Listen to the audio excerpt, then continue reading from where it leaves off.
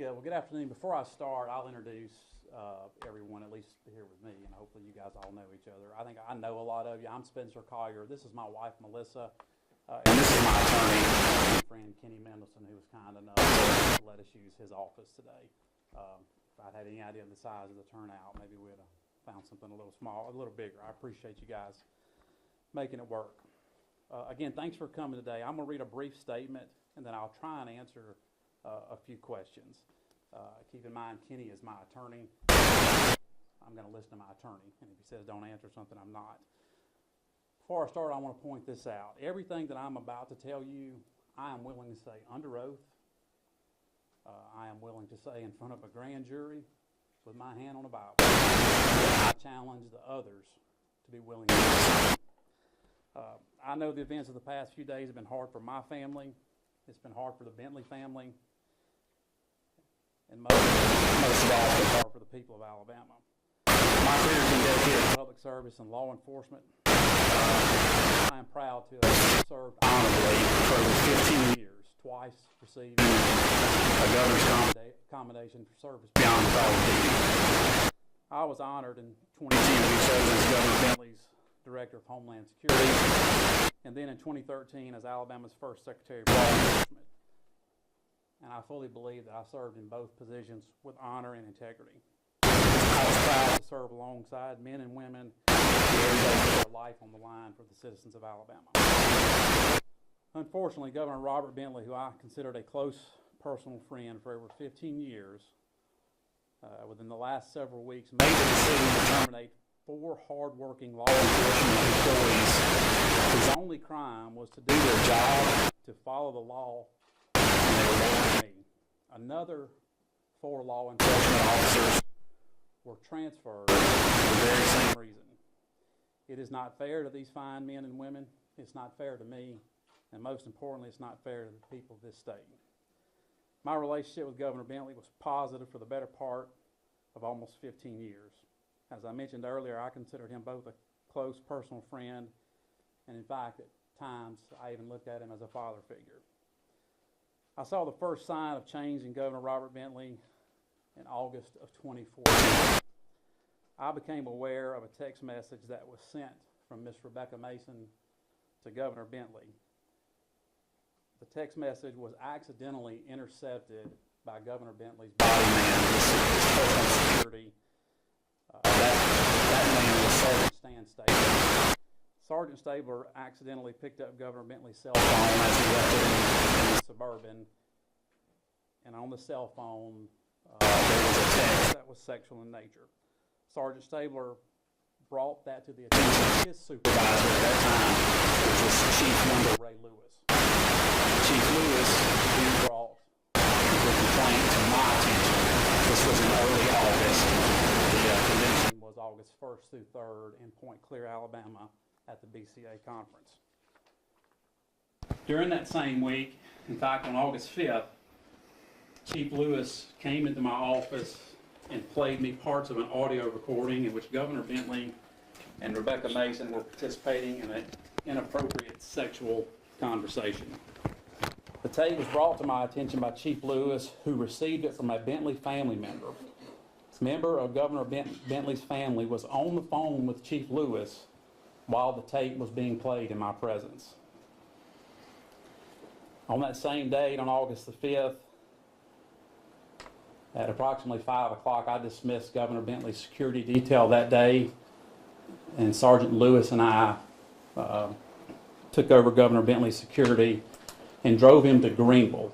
There was a political event in Greenville. During this trip, I made a statement to Governor Bentley, and I'll repeat it to you. I told Governor Bentley that I loved him like a father, and there was nothing I wouldn't do for him except lie to a grand jury.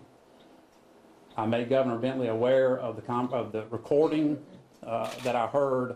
I told Governor Bentley there was no need to try and explain it for anything other than it was. It was very obvious that it was sexual in nature. Governor Bentley simply hung his head and asked for advice on how to get out of it. At that point, I explained to Governor Bentley it would be a crime if he has used state resources to facilitate a relationship, or if he used campaign funds to facilitate the relationship. Governor Bentley assured me that he had done neither. At that point, Governor Bentley gave me his word that he would terminate the relationship immediately. I left Governor Bentley at Greenville with uniformed troopers at that point and returned home. At 6:30 the next morning, and phone records should be able to validate this, Governor Bentley called me on my cell phone and stated that he could not go through with it and end the relationship with Ms. Mason. I again reiterated to Governor Bentley what the law was and advised him if he did the things I mentioned that he would be committing a felony.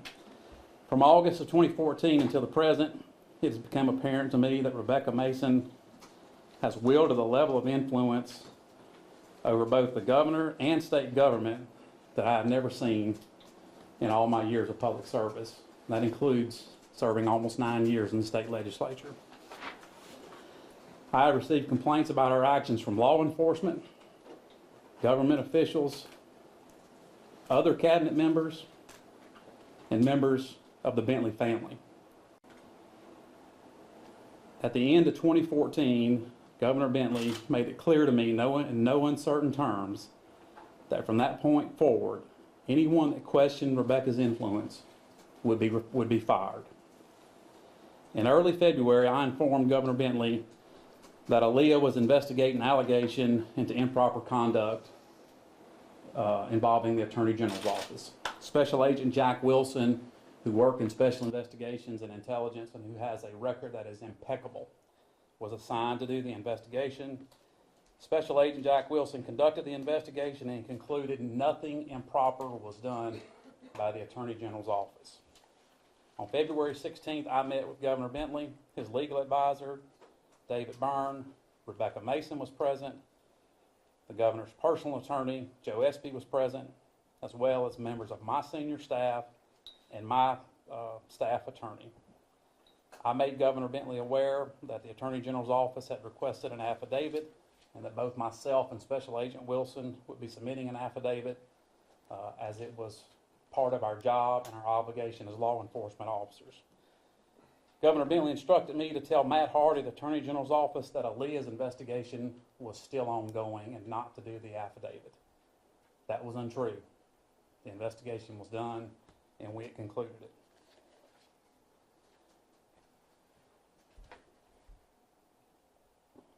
The following morning after that conversation, the governor's legal advisor, David Byrne, worked with my lawyer on editing an affidavit that was eventually submitted to the Attorney General's office.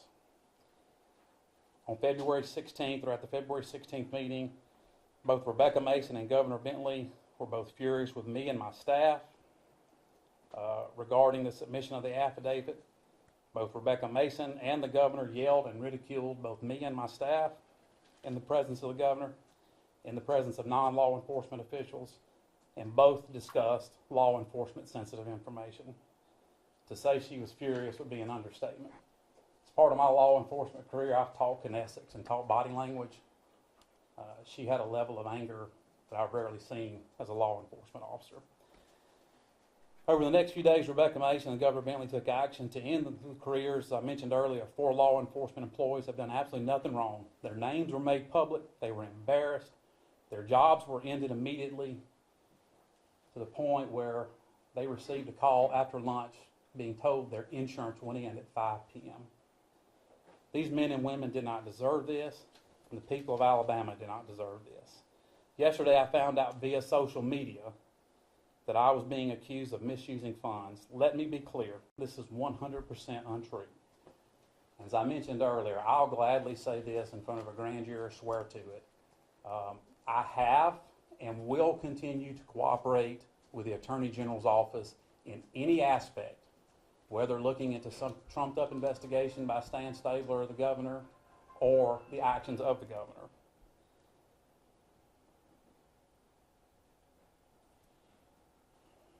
I also found out yesterday via social media that I was terminated. I'll repeat what I told the governor on August 5th, 2014. I love you like a father, but I won't lie to a grand jury for you. I said that then and I say that now. I will tell the truth. I refused, my crime is this, I refused to lie to the Attorney General's office. And I signed an affidavit that was part of my job that I am required to do as a law enforcement officer. Those who work for me that I mentioned have paid the ultimate price for this, as I have. This is not the way government should work. This is not the way law enforcement should work. Elected officials should not be able to yield this much power over criminal investigations. The people of this state deserve better. Governor Bentley was elected by an overwhelming majority of the people of this state, but Rebecca Mason was not elected by anyone. And the level of influence that she is yielding makes her the de facto governor.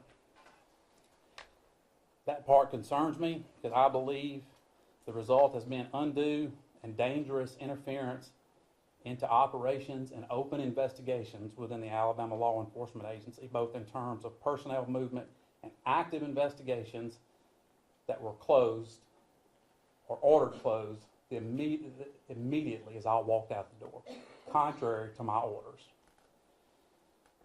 I'll finish by saying this. I mentioned that Ms. Mason is not elected. I don't even think we know who even pays Ms. Mason. I don't think anyone knows where her pay comes from. But I do know this. Governor Robert Bentley is not the same man I knew and served in the legislature with and considered one of the best friends that I ever had. And for that, I am saddened. I'll wrap up by saying this. None of this is to cast any ill will or any accusations against the men and women of law enforcement, the hardworking men and women. I'm talking about the people doing the job at ALEA. I'm not talking about the leadership because they've made some very bad decisions. With that, there's a ton of you guys here. I'll try and answer some questions. And Mary, I see you here. You mentioned the governor committed a felony in this relationship. What crimes were broke? What crimes did you commit? And why are you talking about this now, the day after you were fired, and not a year ago, more than a year ago when you found out? Well, I'll work backwards. I'll answer the first one. I actually came out with this yesterday to John Archibald before I learned I was fired. So that part came out. I told the governor if he was using state dollars to facilitate the relationship, that would be a felony. He assured me he was not doing that. Now, I want to be clear. I'm not saying he did. I'm saying what I told him. If you're using state money, if you're leasing a state plane to keep a manifest private, that's a crime to do that. Why am I just coming out now? From a law enforcement standpoint, I believed him that day. From a personal standpoint, I don't have a good reason. And to Diane Bentley, I apologize, and I'm sorry. Spencer, Bill.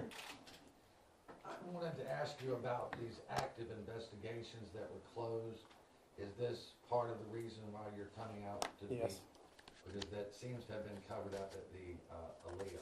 Can you tell us any more about those active investigations? There were two, and again, Bill, the structure of ALEA is we had a special investigations unit. There were two active investigations, public corruption investigations. The last thing I said walking out the door was to maintain Special Agent Wilson in place and keep those investigations going. We were working in partnership with the Attorney General's office. I was told within a week the investigations were closed and the paperwork was taken from Special Agent Wilson. did you write this letter that's attributed to you to Chuck? What letter? A letter that is attributed to you that was written to Chuck Dean? I can already tell you there's so much text on there now, I didn't write that. Okay, that's a full press release. And tell me who you're with. I'm Bob Kimberkert. I'm independent. Yes. You did write that? Yes. Were you angry when you wrote it? No, I'm not angry now. My feelings are hurt, Bob. But no, I'm not angry. Mr. Collier. I will say this. I'm a little, and Chuck's here, I believe, right? Right here. The April, I think I mentioned the February 16th meeting. Within 20 minutes of walking out of that meeting, Chuck called my executive counsel and knew all the details of the meeting. And I understand you guys have sources, and I would never want you to give up your sources. My problem with that is we discussed very sensitive law enforcement information in that meeting, and within 20 minutes, and maybe Chuck's a hell of a reporter, but within 20 minutes, Chuck had all the details of that meeting. So if I'm angry that someone broke the law and gave up law enforcement sensitive information. But I'm not, do I seem angry now? My feelings are hurt. Do you think the governor is trying to protect someone, and if so, who?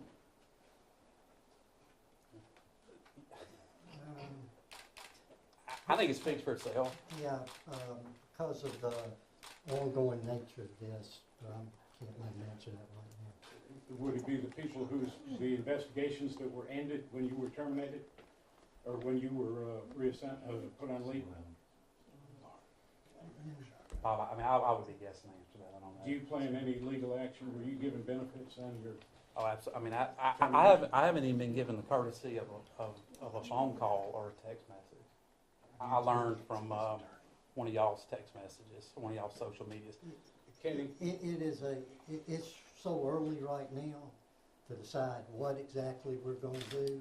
The main thing that we're looking at is to clear his name and to meet with the Attorney General's office, and if there's any confusion about it, we don't know what the charges are or anything about what they were supposedly accusing him of doing wrong, which led to the termination, or so they say. So we're looking at that. But There he is a serves at the possibility. pleasure of, so any type of termination action.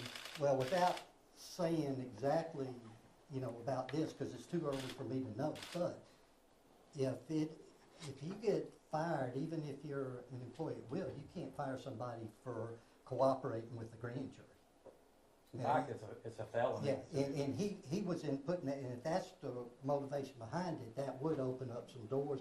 Again, it's just so early, all this came about in the last couple of days, but Thank you. it'll be something, keep your fingers I short. apologize. I don't know your Now, name. Alan Blinder from the New York Times.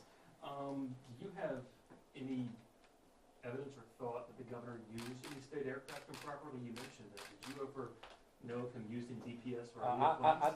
I don't have personal knowledge of that. However, complaints from his security staff and from his staff were levied. I did challenge a staff member and attempted to interview him over this, and he broke down. This is 2 years ago. He broke Mr. down. Collier, What was the, how do you- what were those finish. complaints about? What were the nature of those complaints? Misuse of state aircraft. Have you spoken to a federal investigator? This has been a state matter. Yeah, I'm not getting specifics who I've spoken to. You mentioned that Rebecca Mason wielded a kind of power that you had never seen in your career. Could you give us some examples of what you're referring to? Well, if you guys go back, and I'm trying to think of, some of you covered the budget cuts when the individual agency set out what the budget cuts were. That meeting was conducted with Rebecca Mason, and she helped every agency determine what our cuts and what our actions were going to be. Did she order the parks closed or the Bill, I don't know. person's offices? I don't know if she ordered it, but she worked on the. I can speak for the driver's license part because it was ours. She was deeply involved in that. Which, what's her title? I think senior political advisor or something. That's her title. Sorry, Kim.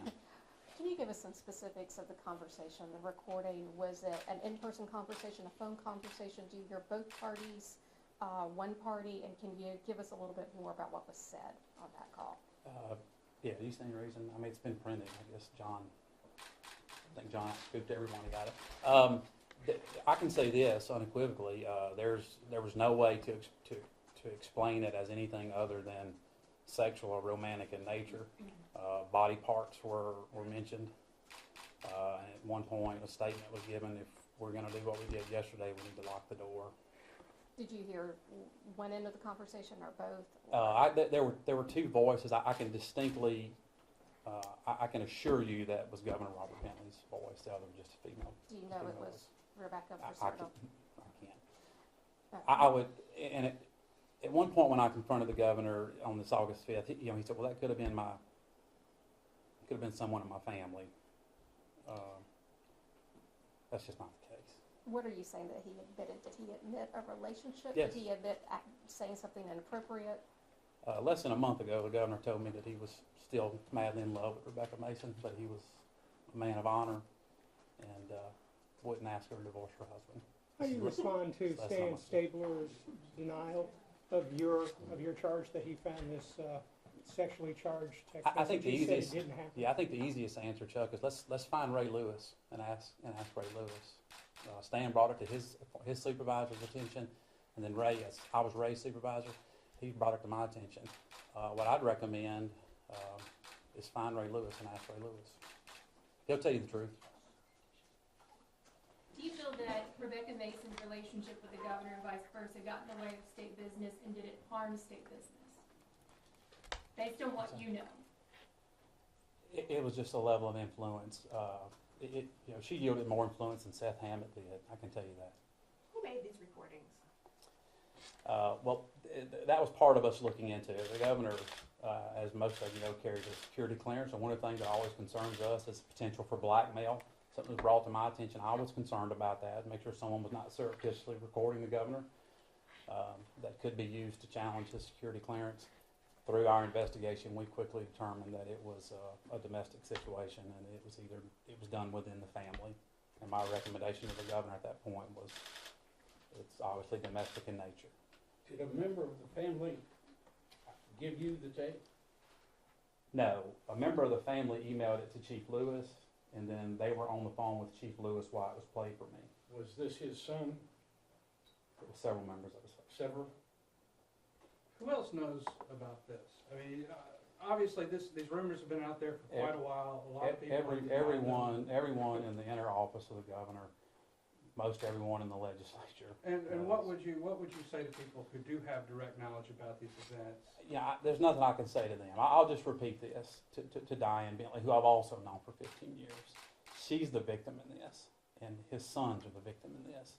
And these people, these non-politicos that the governor just walked in and fired, they're the victims. So if I say anything to anyone, it's to her, and I'm sorry, is what I say to her. So were you forced in some way to change or No. submit that affidavit? Yeah, and I didn't mean to cut you off. Absolutely not. Absolutely not. In fact, the change in the affidavit was facilitated between my executive counsel and the AG's office, Mr. Hart. Matt and I never had a conversation about what was going to be changed in an affidavit. Matt Hart, who I know has a reputation of being a bulldog, I can tell you has been nothing but a gentleman to me through this investigation. Do you have any kind of immunity agreement? Absolutely not, no. I haven't done anything wrong. I think the only wrong that I've committed is not being a better friend to Diane Bentley and to Paul Bentley and the rest of his sons. Were you ever asked to resign during these last few weeks or months, or were you ever asked to resign during your time as leading Aaliyah? No, not until yesterday. That was an option to resign, and Spencer chose not to. Why did you decide against it? Well, I haven't done anything wrong. I mean, would you resign from your job for not doing anything wrong? I mean, just the opposite. I did what my oath requires me to do. I have a duty. In fact, I have a duty not to follow an unlawful order. So I didn't do anything wrong. I mean, the governor would love nothing more for me to resign and go away. I didn't do anything wrong. From that August 5th meeting, how often did you find yourself discussing the governor's relationship with Ms. Mason? How often did you discuss it with them, or did it never come up again? It came up again, not a lot. There were two significant conversations between the beginning of this year and now. Around December 30th, Chuck, you wrote an end of the year story, and part of it was the situation. The governor called me in, I want to say it was December 29th, December 30th. You may remember when you wrote the story, Chuck. The governor received a text from a family member, and the text was, if you don't quit lying to these reporters, we're going to start telling the truth. And it came from a family member of the governor's. He showed it to me. He was upset. He wanted something done. I explained to the governor it was not a crime. They were not threatening him. They were not trying to extort money from him. I told him I felt it was a domestic situation. It was best to be handled within their family. Within a few weeks later, the governor called me back in. Miss Mason had received a hard copy letter. In the letter, it just basically said you should be ashamed of yourself for breaking up a family. That's a summary. I don't remember word for word. Again, I explained to the governor this is not a crime. No one's threatening you. No one's exploiting it. So it's not a crime.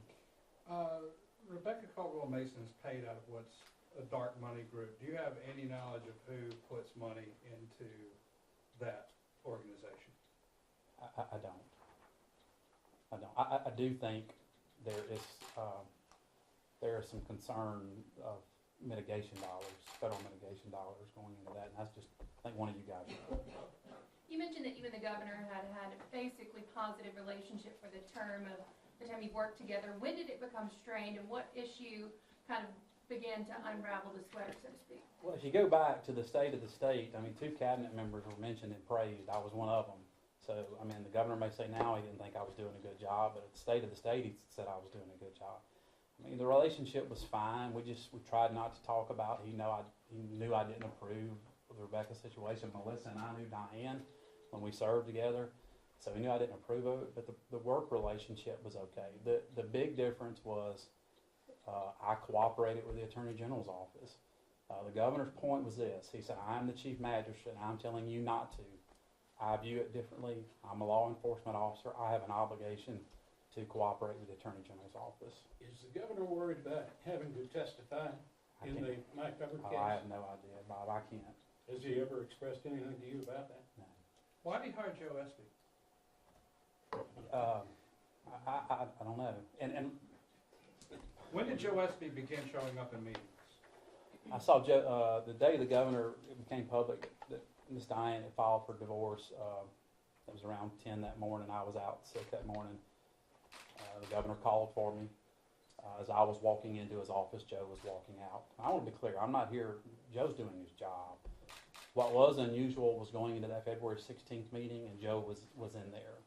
If I could get a redo, I'm uncomfortable that law enforcement sensitive information was discussed in the presence of Miss Mason and even Joe and Jennifer Artis. What do you think should be done about all of this going on? I think it's plain and simple, and someone wrote it a few weeks ago, maybe it was John back there. The bottom line is, impaneling a grand jury. I'll sit in front of a grand jury and be happy to raise my hand. I challenge the governor, Miss Mason, and the rest of the senior staff to do the same thing, simply tell the truth. Do you think the governor should resign? I think the governor owes the people of Alabama an explanation. You know, he could start with the 4 people he walked in, or he sent Stan Stabler to walk in and fire and terminate their insurance. Do you have a copy of any audio or no? You were on medical leave. I understand you've gone through some very serious back surgery. How are you doing? I'm okay. Thanks for asking, Bill. I walk with a little limp now, but it's getting better. You asked if I was mad, Bob. No, but it hurts, because some of this, I was literally on the surgeon's table while the governor and Stan Stabler's putting this together. And this is a man that I've given, the last 5 years to, and the last 15 years is one of his best friends. Are you ready to go back to work? I want to get healthy and go back to work.